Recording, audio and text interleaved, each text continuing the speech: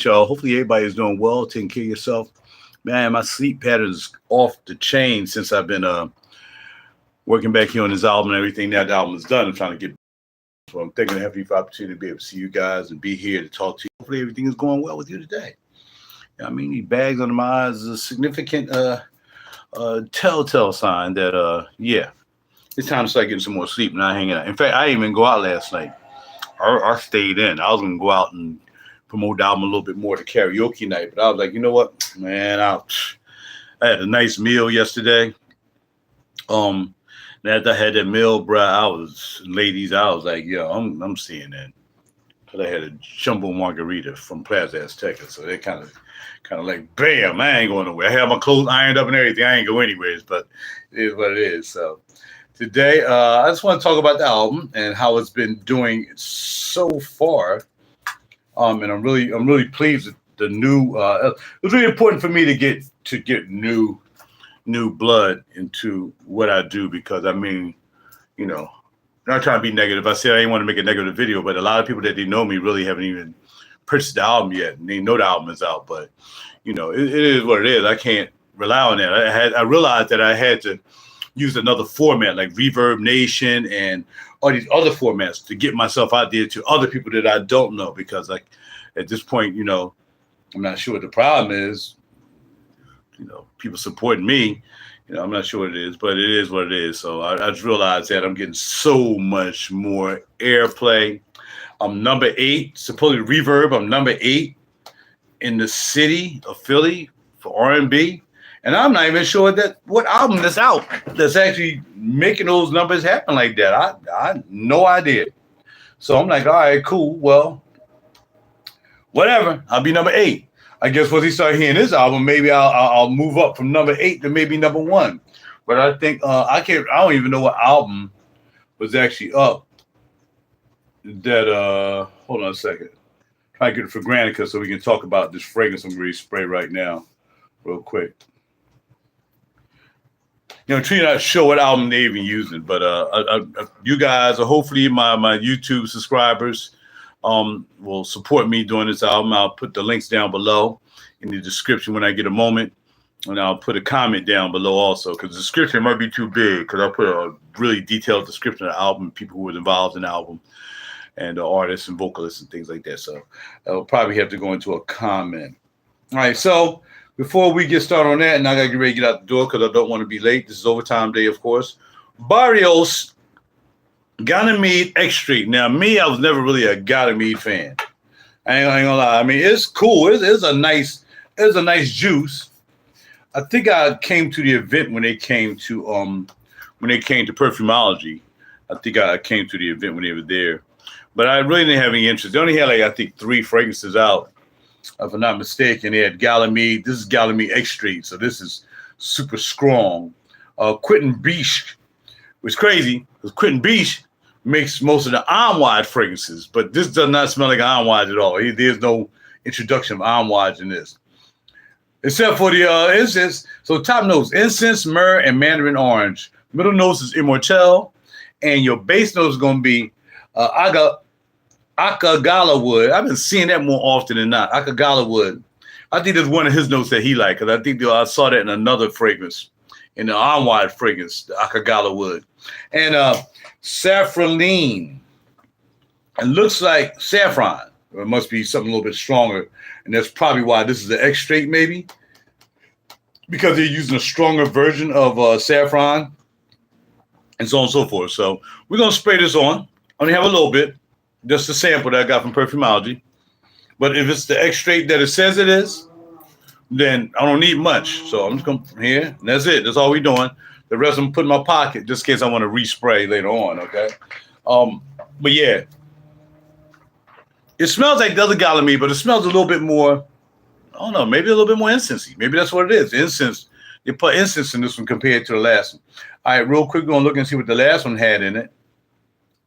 So that's Galad Extra Ganymede. Ganymede. All right. And we're going to see the regular Ganymede was mineral, warm, spicy, leather, oud, ozonic, woody, citrus, aquatic, fruity, and herbal. That's why he's telling you it was really light. It was more of a water fragrance. And Quentin Bish did that one as well, Bish. And you see the notes are in this one. Okay, the notes in this is different. It's different. I told you the incense. So we got mineral notes, suede, and saffron instead of saffroline. And you still got the akagala wood. Okay, then we got violet leaf and mortel still in there. Mandarin still in there. Chinese osmanthus. So from looking at this, like the mineral notes, the suede, the violet leaf, and the Chinese osmanthus is the difference between this. And it was replaced with the incense and I'm not sure what the other notes were. I can't quite remember just that quick because I got other things I want to talk to you guys about. Yeah, one spicy herbal, amber, sweet, oody, woody, leather, smoky, balsamic, and citrusy. That's this one right here. So it's definitely a different flow. Yeah, okay, this one had incense and myrrh. The original didn't have incense and myrrh. It had the mandarin orange, and mortel, the akagala wood, and the saffroline or saffron. But this is different. So and I kind of figured that's what made it a little bit more potent, as some people say in the hood. All right, you see the shine on my skin, so you do get a shine too. You definitely get a shine. So it's hot outside. It should pop off really heavy. But I'm not really around a lot of people throughout the day. Maybe a couple people, but I probably won't get much of a reaction. Like, yo, man, what you wearing today? This don't smell good. So I'm not sure about that. So that's it. So now back, I'm gonna take y'all on a tour of the vocal booth. I was trying to get all these papers together and that I had laying around with vocals and all this stuff. And they were laying all over the place, trying to straighten up back here now and get this back to normal. Those are the CDs I burnt to work out. There's some CDs there for the older albums. These are the check marks on the ones that passed inspection. But then all of a sudden I did it over again, so they became moot. And here we have the Real Deep Cool album, the Experiences album, the Obvious. This is All in the Mind. And this is Two Faces. So we got a couple missing albums, but now that I got a real magic mark, I can really mark those. All the rest of these are number test CD burns. This is what the sound like. So now, this is the aftermath of the studio. Everything cut off. I know my electric bill. I don't even want to look at that electric bill for this month. I don't even want to look at it. It's going to be crazy. But here's back here in the booth. Here's all the lyrics. And of course, I wrote all the lyrics. So here's all the lyrics, whether they got scrubbed, whether they made additions. This is where it happened at. This is where all the vocals happened at back here in the vocal booth. And as you can see, there's lots of vocals. Let me make sure I turn off this fan so it won't be rolling. I had to put a fan back here because it was getting hot back here. So this is where the vocals happen, and I like to thank Fudgida, who came through. Of course, she's doing well. Man, I really thought that Someone Special was the special song, and it's still a special song. But Samia's songs are really taking off. Trip to Love, Can't Believe, which we did. I made it into a duet. Can't Believe is taking off. The other song that we did, No More Second Chances, I really like that kind of more. But that one's not taking off as much as the other ones. But overall, when I check out my stats on SoundCloud, really getting a lot of play. You know what I'm saying? So that's probably why I moved up from number 10. Probably why I moved up from number 10 in Reverb Nation in Philly to number 8. But again, I don't think that's even counting this album. So, that's what it is. So, yeah. All right, so let me get out here, get in this car so I can take my time going to work and listen to the album. I'm going to be honest with y'all. I'm almost to the point that I don't want to listen to the music no more. You know what I mean? I done listened to it 100 times, just basically recording it and doing my thing back here and bada bing, bada boom. And, it's like, whoa, and burning then another CD. And no, that one ain't right. Let's do it again. Burn another CD. Let's do this. Let's change that. Another CD. But this is studio. And that studio is dormant. And now we're going to set it back up for other things, like clients. I mean, we're going to go back and set it up for clients who want to come through before I relocate to VA, hopefully. All right, so that's the thing. So we're going to bounce up out of here, just showing y'all around the studio real quick while I'm sitting in here with no action going on. It's the lab. And, this is RaJuR Studios. This is where the albums are made, whether it's here or two other places I made two of the albums. Majority of my albums was made in North Philly. And I think I did, majority of it was made in North Philly. And then I did I know Philly studio. Then when I moved to East Oak Lane, I think I did The Experiences was the only album I did. The Experience is the only album I really did in East Oak Lane when I had the mini mansion crib. And Miles back there chilling. He was liking that music. You know what I mean? So yeah, this was popping off. All right, so I'm ready to bounce, y'all. Thank y'all again for stopping by. Appreciate you. Thank you for your support. Please support me. I mean, just, you know, if you don't want to even buy it, you can just go listen to it on SoundCloud. Just type in, you'll find it. It's around the place now. It's all over. So just type in the Rajaissance project, as you see in the title. And even if you don't want to buy it right now, if you just want to listen to it, you can go to SoundCloud, you can listen to it, but you can buy it from everywhere. And a lot of people like to use Amazon, so go to Amazon and pick it up from Amy. Amy got it. Apple Music has it. Gotta put my boots on. Apple Music has it. Let's see, Pandora, iHeart. I'm all over. It's been distributed the way it should be distributed. And the main thing is being distributed to the Grammys. So that's what we're looking forward to. And hopefully we can get a Grammy nomination.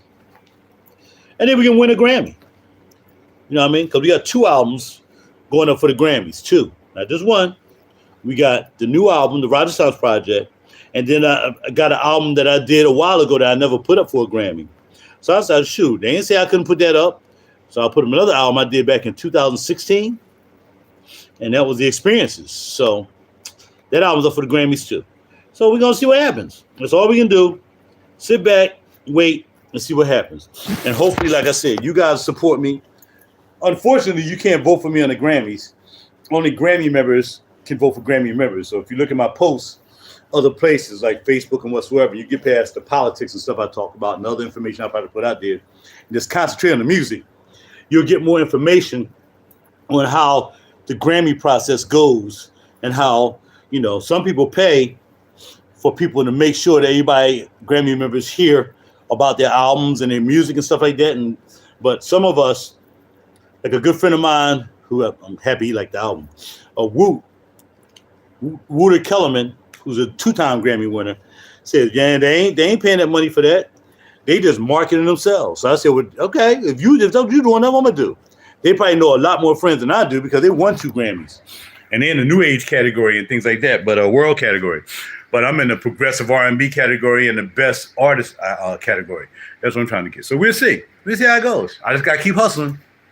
Keep hustling. Got till February. The voting ends in December. February 4th, Grammy time. We'll see what's up. All right. So talk to y'all later. Thank y'all for stopping by, checking me out. Please support me. You know, just even if you just want to listen. Listen is fine. You don't have to buy anything. Again, I'm not going to become a millionaire, but you can't deny the fact that I did some albums. So can't change that. I did do an album and it's out. So I just want y'all to listen to it if you don't mind. All right. I'll talk to you later.